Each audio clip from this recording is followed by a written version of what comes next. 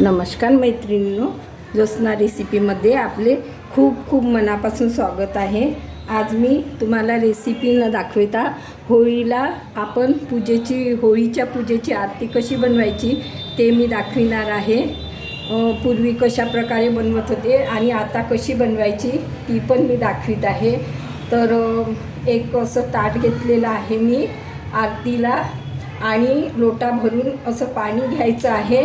त्यातनं तुम्ही दूध पण टाकू शकता आणि असा मी रक्षासूत्र 5 वेळा बांधून घेतलेला आहे आणि दिवा प्रज्वलित करून घेतलेला आहे, तो ठेवायचा आणि 1 रुपयाचा शिक्का ठेवायचा आहे।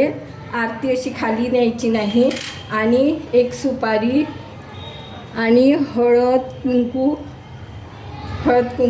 घ्यायचं आहे होलिकाची पूजा करायसाठी आणि कापूर, अक्षत आणि हा रंगांचा सण आहे तर गुलाल घेतलेला आहे मी येथे। आणि होलिकासाठी आपल्याला हे असं वस्त्र करून घ्यायचं आहे आणि याला हळद कुंकू लावून मग आपल्याला तिथे होळीमध्ये चढवायचं आहे आणि अगरबत्ती घेतलेली आहे। होळी हा म्हणजे एक हवनच आहे म्हणून मी हवन सामुग्री घेतलेली आहे, हार घेतलेला आहे, फुलं। आणि पूर्वी काय होते की अशा शेणाच्या चकोल्या बनवायचं आम्ही लहानपणी आणि 8 दिवसापूर्वी छान वेगवेगळ्या आकाराच्या अशा चकोल्या बनवायचं। अशा यामध्ये शेण भरून त्या छान वाळवत होतो आणि मग वेगवेगळ्या आकाराचे त्यांची अशी माळ करायची आणि ते मग आम्ही होळीमध्ये नेत होतो।